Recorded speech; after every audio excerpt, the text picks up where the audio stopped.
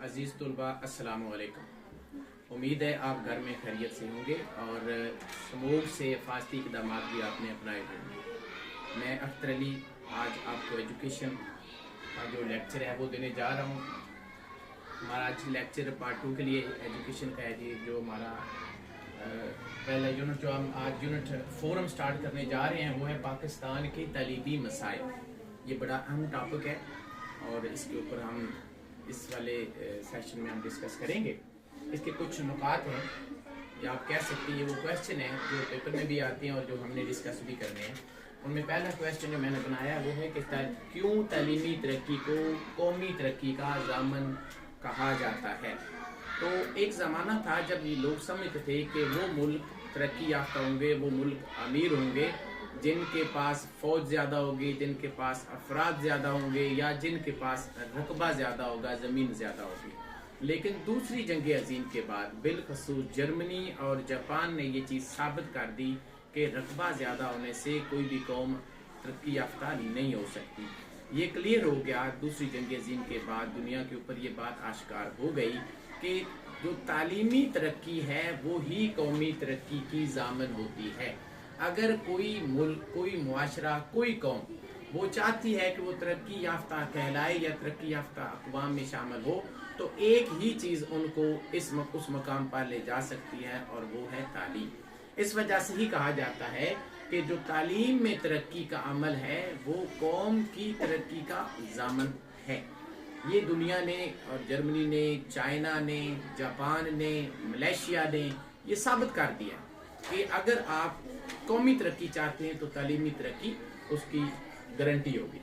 दूसरी बात जो ये है कि किसी कौम के अफराद का तालीम याफ्ता होना क्यों ज़रूरी है, ये भी बड़ी अहम बात है। जब किसी कौम के अफराद तालीम याफ्ता होते हैं तो एक तो वो उस मुल्क को, उस रियासत को अफरादी कुव्वत मुहैया करते हैं। उस मुल्क को बाहर से अफराद मंगवा कर अपना निज़ाम हुकूमत या रियासती मामलात चलाने की ज़रूरत नहीं पड़ती है। मैं देखूँ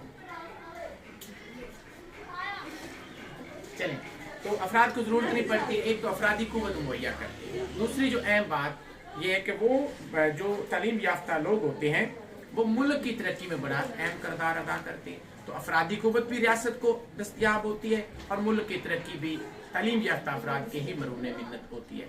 वो कौम जहाँ पे तालीम याफ्ता अफराद नहीं होते या तालीम मुनासिब तरक्की नहीं कर रही होती वहाँ कभी भी कौम तरक्की नहीं करती। हमारा अलमिया भी कुछ इस तरह का है पाकिस्तान के, हमारे पास अफराद हैं लेकिन तालीम याफ्ता नहीं है।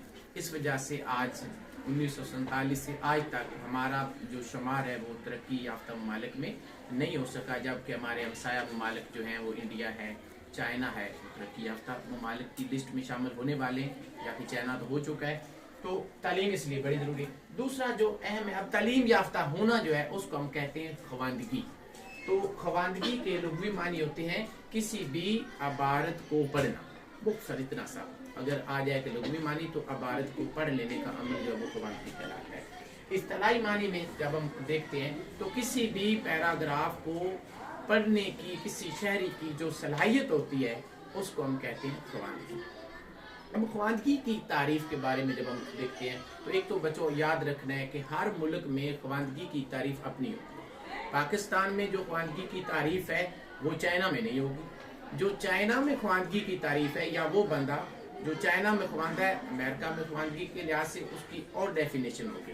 फर्ज करिए हमारे यहाँ भी ख्वानदगी की तारीफ़ मुख्तलिफ दहाइयों में तब्दील होती रही है। थोड़ा सा इसका मैं तारीफ़ ख्वानदगी तक करवाता चलूँ तो पाकिस्तान में पहली बार जो ख्वानदगी के ऊपर उसकी जो तारीफ़ बताई गई पाकिस्तान में 1951 में जो ख्वानदगी की तारीफ़ थी वो थी कि पाकिस्तान का शहरी किसी भी ज़बान में अगर एक लाइन पढ़ ले किसी भी ज़बान में वो बंदा ख्वानदा कहलाएगा और इस अमल को कहते हैं ख्वानदगी।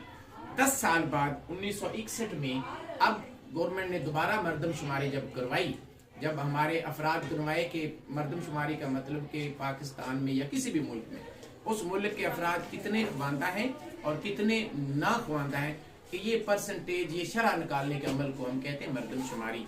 51 में मरदमशुमारी हुई, उसमें हमने कहा कि हम उस बंदे को ख्वानदा कहेंगे, पढ़ा लिखा कहेंगे जिसको किसी भी ज़बान में एक پڑھنا آ جائے، تحریر پڑھنی آ جائے. اکیانوے میں ہم نے کہا کہ کسی بھی زبان میں، چاہے اردو ہے، انگلش ہے، پنجابی ہے، سندھی ہے، کوئی تحریر پڑھ لے اور پڑھ کے سمجھ لے، فہم کے ساتھ اس کو بیان کر لے. اس عمل کو خواندہ کیا گیا، مطلب پڑھنے کے ساتھ اب سمجھ اور فہم کا اضافہ کیا گیا 10 سال بعد. ہم اس شخص کو اب 61 میں ہم نے یہ تصور کیا ہم خواندہ کہیں گے اور یہ عمل خواندگی کہلائے گا. پھر 1972 71 میں چونکہ ہم نے کرنا تھا یہ پروسیس، 71 میں ہماری جنگ ہو گئی، یہ عمل نہ ہو سکا. 72 میں دوبارہ جو ہے ہم نے خواندگی کی تعریف جو ہے اس کو کیا، کیا تھوڑا سا اس میں اضافہ کیا کہ پاکستان کا ہر وہ شہری جو کسی بھی زبان میں تحریر کو پڑھ لے، نمبر 1، پھر اس اپنی پڑھی ہوئی تحریر کو سمجھ بھی لے، مطلب اس کا فہم بھی حاصل کرے، دوسری خصلت اس میں ہو. تیسرا، وہ تحریر لکھنے کی صلاحیت بھی رکھتا ہو. تو 72 میں ہم نے اپنے خواندہ افراد میں جو صلاحیت جانچنا چاہیے وہ تھی کہ لکھنا اس کو آتا والا، کہ پچھلے 2 دہائیوں میں لکھنے والی شرط موجود نہ تھی، اب تبدیلی آ گئی. اب جا کے 83 میں دوبارہ مردم شماری کا عمل جب پروسیس کروایا گیا تو اس میں بھی ہم نے فیصلہ کیا اب ہم کس بندے کو خواندہ کہیں گے، کس بندے کو ناخواندہ کہیں گے. دوسرے لفظوں میں خواندگی کیا ہوگی. تو 83 میں ہم نے کہا کہ ہر وہ پاکستان کا شہری خواندہ ہوگا جس کو کسی بھی زبان میں کوئی پیراگراف پڑھنا ہے، اس پیراگراف کو پڑھ کے وہ سمجھ بھی لے، اس پیراگراف کو وہ کسی اس زبان میں لکھنا بھی جانتا ہو. اور جو ہم نے اضافہ کیا 83 میں وہ یہ کیا کہ اس کو بنیادی حساب بھی آتا ہو. مطلب 4 چیزیں جو ہیں، پیراگراف پڑھنا آتا ہو، پیراگراف کو سمجھ بھی لے، پیراگراف کو لکھ بھی لے، اور بنیادی حساب کتاب بھی کرنا اس کو آتا ہو. تو ہر پاکستان کا وہ شہری خواندہ کہلائے گا اور اس عمل کو ہم خواندگی کہیں گے. تو 83 والی جو بچوں خواندگی کی تعریف ہے آج تک وہی چل رہی ہے. آج بھی ہمارے ملک میں ہر پاکستان میں ہر اس شہری کو ہم خواندہ کہیں گے جس کو کسی بھی پیراگراف میں پڑھنا، سمجھنا، لکھنا اور حساب کتابات اس کو.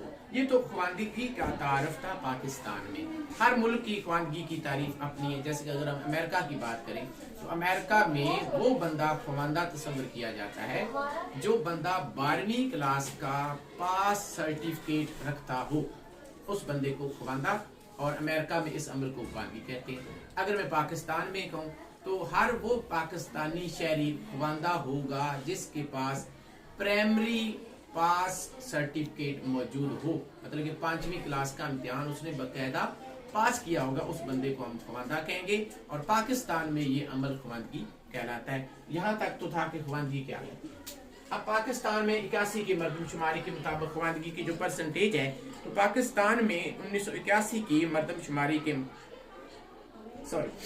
1981 میں کہا گیا کسی زبان میں لکھی تحریر کو پڑھنا، لکھنا اور روزمرہ میں معمولی حساب کر لینا خواندگی. اس پہ ہم بات کر چکے ہیں.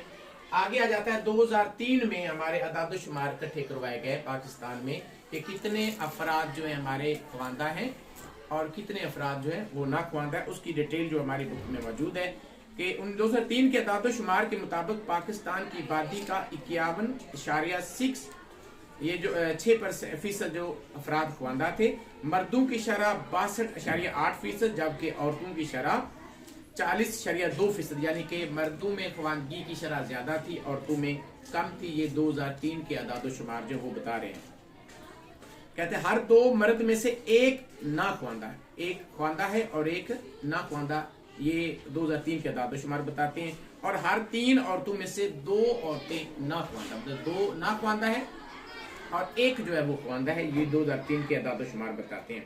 اب جا کے ہم جب 2003 کے اعداد و شمار کے مطابق دیہی علاقوں اور شہری علاقوں میں تو خواندگی کا فرق بہت زیادہ تھا. 2003 کے جو اعداد و شمار وہ بتاتے ہیں کہ شہری آبادی کا 69% خواندہ اور دیہی آبادی کا 41% خواندہ تھا.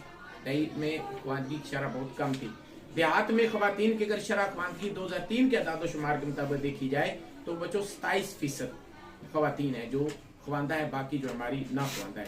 یعنی کہ 4 دیہی خواتین میں سے 3 جو ہیں وہ نہ خواندہ ہے اور 4 میں سے ایک صرف جو خاتون ہے دیہی علاقے کی 2003 کے اعداد و شمار کے مطابق وہ خواندہ تصور کی گئی. تو یہ خواندگی کی شرح تھی جو 2003 کے حوالے سے. اور یونیسکو ایک ادارہ ہے اقوام متحدہ کا جس کا مطلب یونائٹڈ نیشن ایجوکیشنل سائنٹیفک